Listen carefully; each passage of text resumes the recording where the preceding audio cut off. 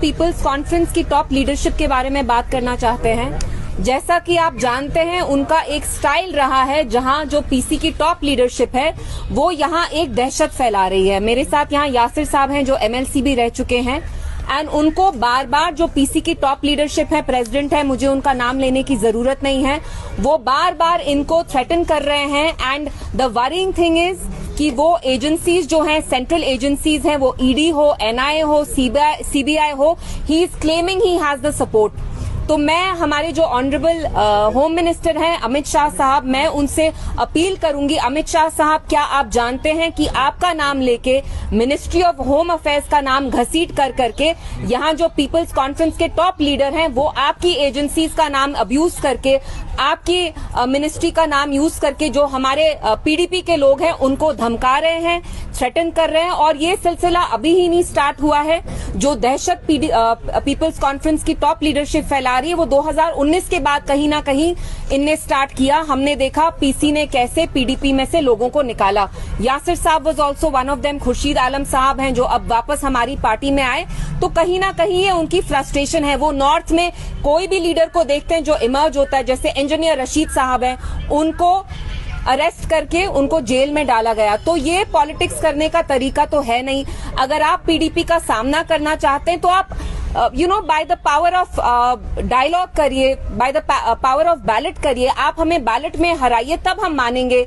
अगर आप में लीडरशिप की स्किल्स नहीं है तो आप यहाँ दहशत नहीं फैला सकते हैं। बार बार आपने भी बहुत सारी कॉल रिकॉर्डिंग सुनी होंगी जिसमें इनके जो टॉप लीडर हैं सजाद साहब, वो ये क्लेम करते हैं कि उनको दिल्ली का सपोर्ट है, उन्हें एमएचए का सपोर्ट भेजेंगे। उनने अपने किन्हीं बंदों से यासिर साहब को कॉल करा के ये भी बोला कि जो ईडी के टॉप लोग हैं, सीबीआई के लोग हैं, एनआईए के लोग हैं, वो आजकल श्रीनगर में हैं, वो मेरे घर आते हैं, मैं उनको अपने किसी और लीडर के घर पे मिलता हूं जहां हम डिस्कस करें। उनको तक पीसी ने तंग किया है, थ्रेटन किया है, इंटिमिडेट किया है। यहाँ जो बिजनेसमैन है उनसे हफ्ता वसूली की जाती है, पैसा एक्सटॉर्ट करने की कोशिश की जाती है। और मेरा जो होम मिनिस्टर साहब है उनका मेरे से एक सीधा सवाल भी है और अपील भी है कि अमित शाह साहब, क्या आप जानते हैं कि रेगुलरली आपका नाम यहाँ इस्तेमाल किया जाता है बाय द पीपल्स कॉन्फ्रेंस? वो आपका नाम लेके हमारे लोगों को तंग करते हैं, डराते हैं, धमकाते हैं, एक दहशत फैला रहे हैं। कहते हैं हमारी जेब में ईडी है,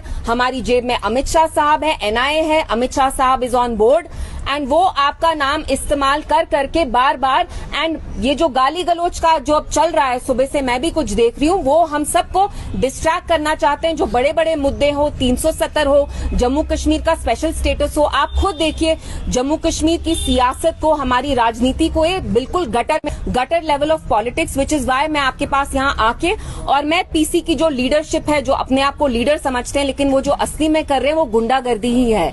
आप बैलेट में बिलीव नहीं कर, जो आपने पीडीपी को तोड़ने की कोशिश की, महबूबा जी को आप उनका नाम साली करने की कोशिश करते हैं। हमारे मुंह में यहाँ दही नहीं जमा हुआ है। अगर आप ये गंदी कोशिशें करते रहेंगे तो हम भी यहाँ है चट्टान की तरह खड़े होके आपके साथ हम आपका मुकाबला करेंगे। You want to fight us with the ballot, don't fight us with ED, NIA. And once again I appeal to the honourable home minister that under your name sir, under the name of investigative central agencies like the ED, NIA, CBI, a lot of PC members here, their top leadership is threatening, intimidating and browbeating PDP leaders, former MLAs. PDP ऐसे ही नहीं टूटी। ज्यादा लोग PDP के PC में गए, बाकी मुख्तलिफ प्रॉक्सी पार्टीज में गए, उनने भी ED, NIA, CBI का इस्तेमाल, प्राइवेट प्रॉपर्टी और the assets of any party here और एनी ऑफ देयर लीडरशिप। तो you want to fight us at the ballot. Don't try to do this.